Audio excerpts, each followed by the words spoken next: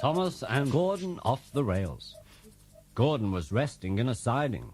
"Wake up, Gordon," said his driver. "A special train is coming in and we're to pull it." "Is it coaches or trucks?" asked Gordon sleepily. "Trucks," said his driver. "Trucks," said Gordon crossly. "Puh!" The men lit Gordon's fire and oiled him ready for the run. He needed to go on the turntable first so that he would be facing the right way. His fire was slow to start and wouldn't burn. They couldn't wait, so Edward was called to help Gordon to the turntable.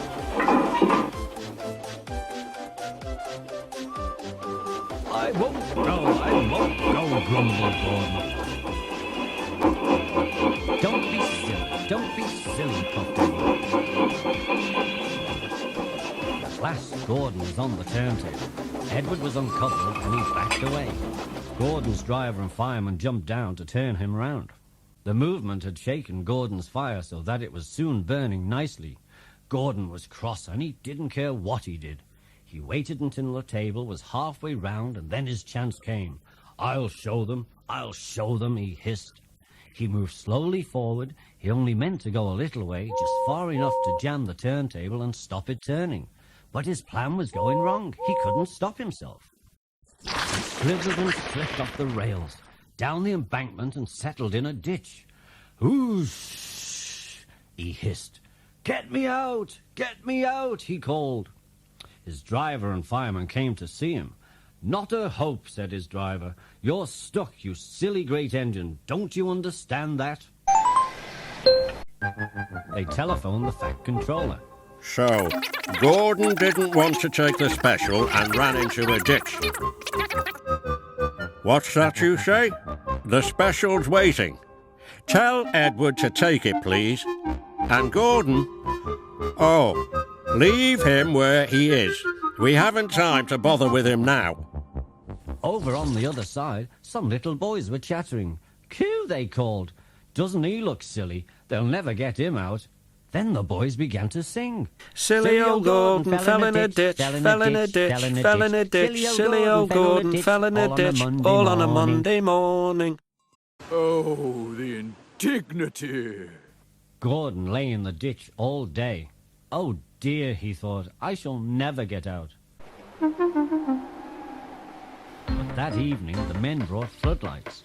They used powerful jacks to lift Gordon and made a road of sleepers under his wheels to keep him out of the mud. Strong wire ropes were fastened to his back end, and James and Henry, pulling hard, at last managed to bring Gordon back to the rails.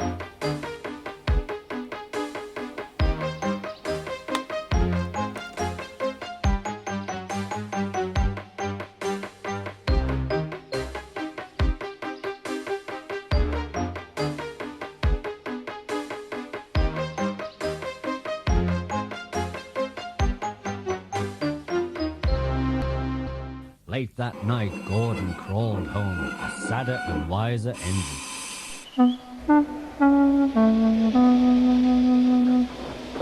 A few days later, Thomas was at the junction when Gordon shuffled in with some trucks. "Whew!" said Thomas. "What a funny smell." "Can you smell a smell? A funny, musty sort of smell," said Thomas. "I can't smell a smell," said Annie. "No one noticed it until you did," grunted Gordon. "It must be yours." "Annie and Clarabelle, do you know what I think it is?" said Thomas. "It's ditch water." Oh, the indignity! Gordon didn't have time to answer as Thomas was soon coupled to Annie and Clarabelle, and then he puffed quickly away. Annie and Clarabelle could hardly believe their ears. "He's dreadfully rude. I feel quite ashamed. I feel quite ashamed. He's dreadfully rude," they twittered to each other. They had great respect for Gordon, the big engine. "You mustn't be rude. You make us ashamed," they kept telling Thomas. But Thomas didn't care a bit. That was funny, he chuckled, feeling very pleased with himself.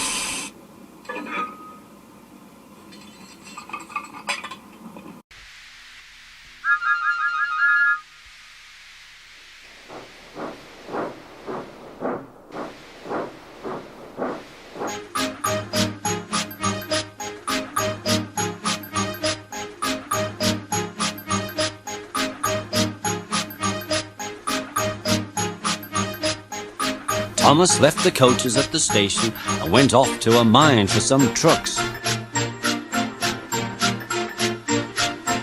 Long ago, miners digging for lead had made tunnels under the ground. The tunnel roofs were strong enough to hold trucks, but they could not take the weight of the heavy engines. A large notice said, "Danger! Engines must not pass this board." Thomas had been warned, but he didn't care. He had often tried to pass the sign before, but had never succeeded.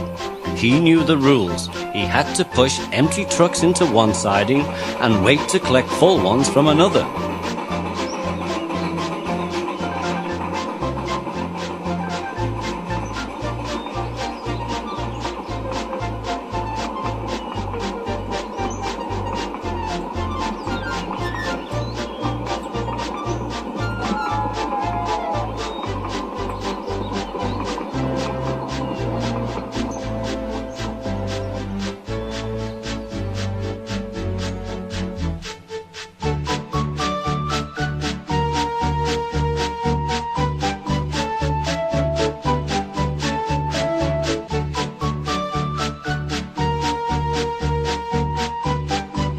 This morning he laughed as he puffed along. He had made a plan. "Silly old board," he said to himself, getting nearer and nearer to the danger sign. The driver stopped him, and the fireman went to turn the points. "Now for my plan," said Thomas, and he bumped the trucks fiercely, jerking the driver off the footplate.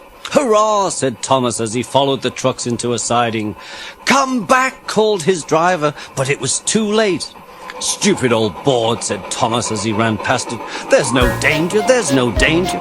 "Look out!" cried the driver. There was a rumbling noise and the rails quivered. Then the rails sagged and broke. "Fire and smoke," said Thomas. "I'm sunk."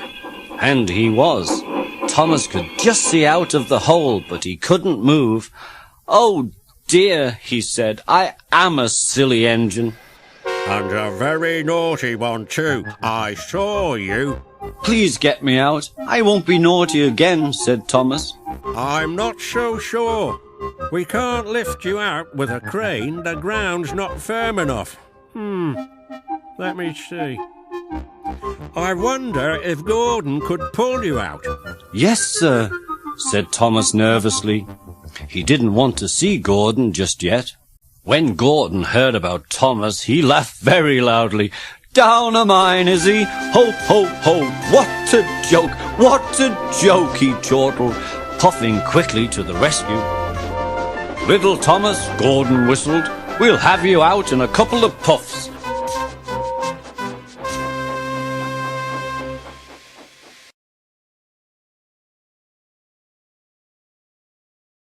The men fastened strong cables between Gordon and Thomas. Are you ready? Heave! Called the fat controller. But they didn't pull Thomas out in 2 puffs. It was a lot harder than they had all thought. Gordon worked hard, but it took a long time to finally pull Thomas out of the hole. "I'm sorry I was cheeky," said Thomas. "That's all right, Thomas," said Gordon. "You made me laugh." Thomas was very pleased that Gordon was not angry with him anymore. Thomas's fire had gone out, so he needed a pull back to the station. "Can we go together?" asked Thomas. "Of course we can," said Gordon. "I'll pull you back." "Thank you very much," said Thomas. And buffer to buffer, the 2 friends puffed home.